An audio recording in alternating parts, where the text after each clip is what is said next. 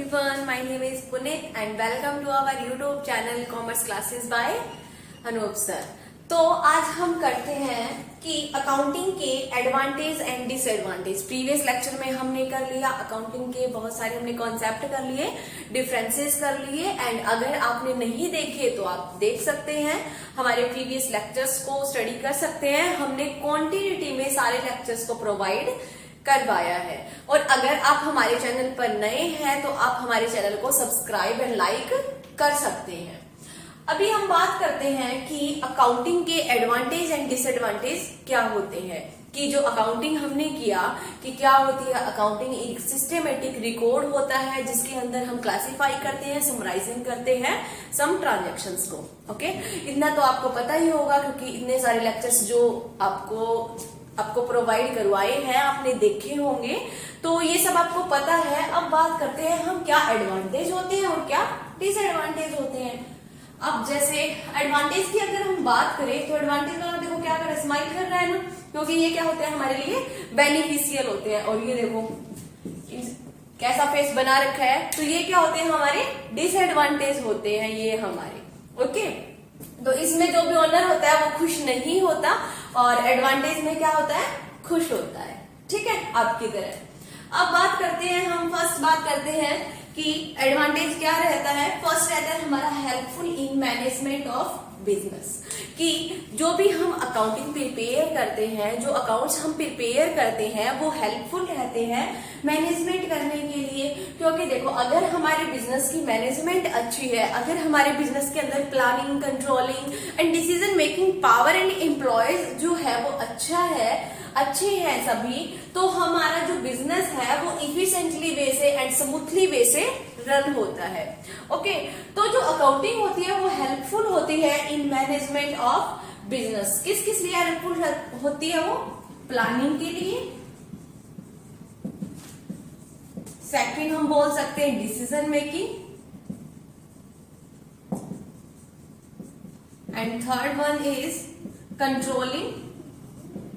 Controlling के लिए भी हेल्पफुल रहती है अकाउंटिंग, क्योंकि हमें पता चल जाता है कि जो भी हमारा प्रोडक्ट है उसकी पर यूनिट कॉस्ट कितनी आ रही है। अगर पर यूनिट कॉस्ट ज्यादा आ रही है तो क्यों आ रही है, अगर हमारी कम आ रही है तो क्यों आ रही है, हम अकाउंटिंग के थ्रू एनालाइज कर सकते हैं। सेकंड हम एडवांटेज की बात करें तो सेकंड होता है हमारा providing complete and systematic record. जो अकाउंटिंग होता है वो हमें complete and in a systematic manner से हमें सारी इंफॉर्मेशन को प्रोवाइड करवाता है। मैं की पॉइंट आपको बता रही हूँ ताकि आपको कोई भी प्रॉब्लम ना हो, आपको बहुत सारी बातें लर्न ना करनी पड़े, सिर्फ आप एक बात के बेस पर ही पॉइंट्स को अंडरस्टैंड कर सके। ओके, कंप्लीट एंड सिस्टमेटिक में यही आएगा कि हम एक सिस्टम के थ्रू हम रिकॉर्ड करते हैं। लाइक हम सबसे पहले जर्नल एंट्री करते हैं, देन हम लेजर बनाते हैं, then trial balance, then final account. Okay, तो अकाउंटिंग साइकिल तो आपको पता ही होगा क्योंकि आपने प्रीवियस लेक्चर में देखा है। नेक्स्ट अगर हम थर्ड पॉइंट की बात करते हैं तो यहाँ पे आता है कि information regarding profit and loss. ये हमें किसकी इंफॉर्मेशन करता है कि ट्रू प्रॉफिट एंड लॉस क्या है हमारे बिजनेस का, असरटेन करता है कि नेट प्रॉफिट और नेट लॉस क्या है। अब ये हमें किससे पता चलेगा?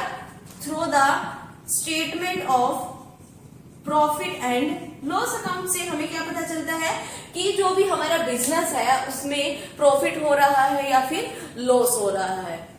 अगर हमारे बिजनेस में प्रॉफिट हो रहा है तो हम फाइंड आउट करेंगे, रीजन को फाइंड आउट करेंगे कि क्या रीजन है कि हमारे जो बिजनेस में है वो प्रॉफिट हो रहा है और भी ज्यादा क्या अपॉर्चुनिटी है जिनका हम बेनिफिट ले सकते हैं। क्योंकि हर कोई बिजनेसमैन यही चाहता है कि जो भी बेनिफिट हो, जो भी अपॉर्चुनिटी हो उसका वो ज्यादा से ज्यादा बेनिफिट उठाए।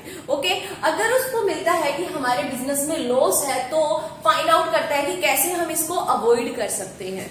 Okay, so next point is comparative study. हम क्या कर सकते हैं अकाउंटिंग के थ्रू? कंपैरेटिव स्टडी कर सकते हैं, क्योंकि देखो हम जो अकाउंट्स प्रिपेयर करते हैं वो 1 ईयर का करते हैं। 1 ईयर आपको पता है कौन सा होता है अकाउंट्स में? 1 अप्रैल टू 31 मार्च। तो हम अकाउंट्स यहां तक के प्रिपेयर करते हैं। अब जो हम अकाउंट्स प्रिपेयर करते हैं ईयर टू ईयर, वो हम अगर सिस्टमेटिक वे से प्रिपेयर कर रहे हैं तो हम क्या कर सकते हैं, कंपैरिजन कर सकते हैं लास्ट ईयर का इसी ईयर के साथ कंपैरिजन कर सकते हैं। लाइक अगर 2021 का जो भी हमने अकाउंट्स बनाया है वो 21-22 का जो ईयर है उन दोनों का हम कंपैरिजन कर सकते हैं। Next is helpful in assessment of tax liability. अब हम टैक्स की पेमेंट करते हैं लाइक जीएसटी। अगर हम जीएसटी की पेमेंट कर रहे हैं तो उसके लिए भी हमारे लिए हेल्पफुल रहता है अकाउंटिंग। अगर हमने प्रॉपर रिकॉर्ड कर रखा है तो हम क्या कर देंगे, पेमेंट कर देंगे। ओके, तो ये हमारे लिए हेल्पफुल रहता है।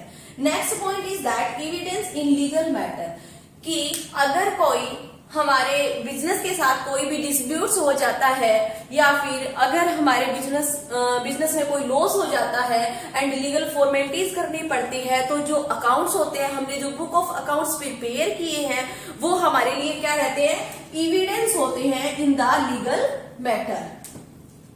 Next point is helpful rising loan, कि अगर हमें बिजनेस में पैसों की रिक्वायरमेंट होती है तो हम इजीली लोन ले सकते हैं अगर हमारी फाइनेंशियल पोजीशन स्ट्रोंग है तो।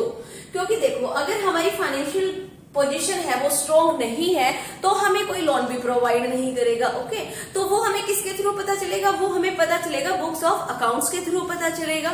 तो इसी तरीके से हम क्या कर सकते हैं, लोन को राइज कर सकते हैं with the help of the accounts.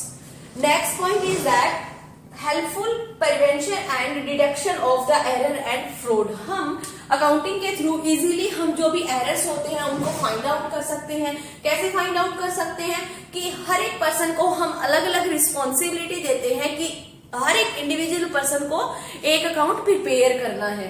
Okay, तो उसके अंदर क्या रहता है कि फ्रॉड के चांसेस कम हो जाते हैं, क्योंकि सारी इंफॉर्मेशन जो होती है वो वेरीफाइड एंड फैक्चुअल बेस पे होती है कि क्या फैक्ट है इसके, जो भी हम इंफॉर्मेशन प्रोवाइड करते हैं। ओके, तो ये है हमारा सारा एडवांटेज ऑफ अकाउंटिंग। हमने एडवांटेज पढ़ लिया है अकाउंटिंग के, क्या क्या एडवांटेज होते हैं, आपको इजीली लर्न भी हो जाएंगे, कोई मुश्किल नहीं है, बस की द पॉइंट आप लर्न करना। अब बात करते हैं डिसएडवांटेज की। ओके, डिसएडवांटेज की अगर हम बात करें तो फर्स्टली डिसएडवांटेज हमारा होता है इन्फ्लुएंस द पर्सनल जजमेंट। जो अकाउंटिंग होती है हमारी वो इन्फ्लुएंस होती है पर्सनल जजमेंट से। पर्सनल जजमेंट से कैसे इन्फ्लुएंस होती है, लाइक हमारे पास क्या होते हैं, डेप्रिसिएशन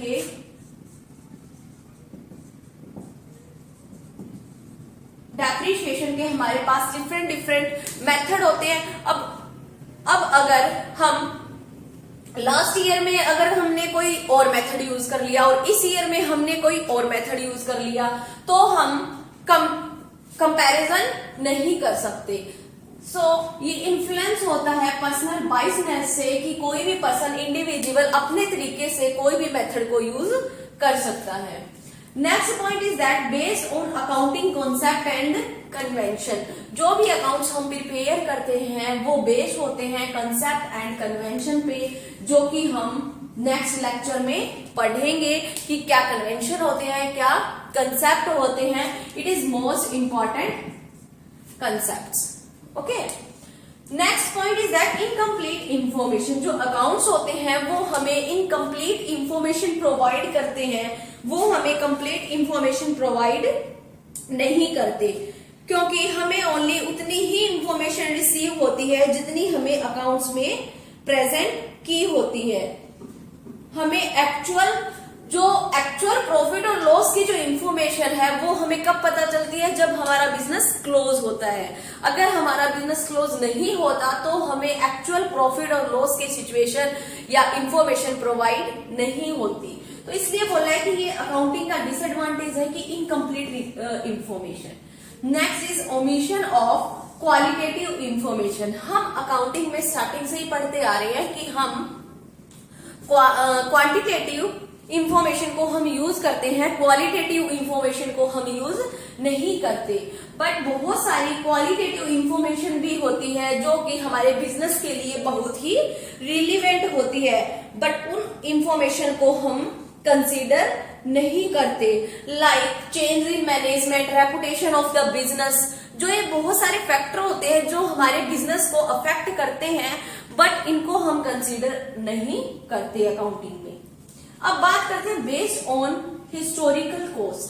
जो हम अकाउंट्स प्रिपेयर करते हैं वो बेस्ड होते हैं हिस्टोरिकल कॉस्ट पे, कि अगर मान लो कि जब से हमने बिजनेस को स्टार्टअप किया है तब हमने कोई भी मशीनरी परचेज की, तो वो मशीनरी 2 लाख की थी, हमने कितने में परचेज की, 2 लाख में परचेज की, एंड बैलेंस शीट में हमने पुट कर दिया कि हमने मशीनरी को परचेज किया है 2 लाख की। So this is based on historical cost, कि उसके अंदर कोई भी चेंज नहीं होता, ये हिस्टोरिकल बेस पर बनाई जाती है। Point is that affected by window dressing. जो अकाउंटिंग होता है वो अफेक्ट होता है बाय द विंडो ड्रेसिंग, यानी कि जो हम अकाउंट्स प्रिपेयर करते हैं उनके अंदर मैनिपुलेशन कर सकते हैं, मैनिपुलेशन कर सकते हैं, एंड उसको अंडर वैल्यूड या फिर ओवर वैल्यूड दिखा दिया जाता है। तो ये हमारा डिसएडवांटेज रहता है अकाउंटिंग का, कि जिसके अंदर हम क्या कर सकते हैं, मैनिपुलेट कर देते हैं या फिर ओवर वैल्यूड अंडर वैल्यूड कर देते हैं। ओके, तो ये हमारा होता है affected by the window dressing. For example हम बोल सकते हैं कि जो हमने परचेज किया है at the end of the year और उसको हम रिकॉर्ड नहीं करते, that is window dressing. Next, unsuitable for forecasting, कि अनसुटेबल होता है फोरकास्टिंग के लिए क्योंकि हम पास्ट के इवेंट्स को रिकॉर्ड करते हैं अकाउंटिंग के अंदर। कौन से इवेंट को? पास्ट इवेंट को रिकॉर्ड करते हैं, बट जो चेंजेस होते हैं, चेंज इन डिमांड के अंदर जो चेंज होते हैं, या फिर हम बोल सकते हैं पॉलिसी अडॉप्टेड बाय फर्म ने कोई भी पॉलिसी अडॉप्ट की है, एंड जो कंपटीटर होता है उसके पोजीशन में चेंज होता है, बिजनेस इन्वायरमेंट में जो चेंज होता है, उनको हम कंसीडर नहीं करते। So unsuitable for forecasting.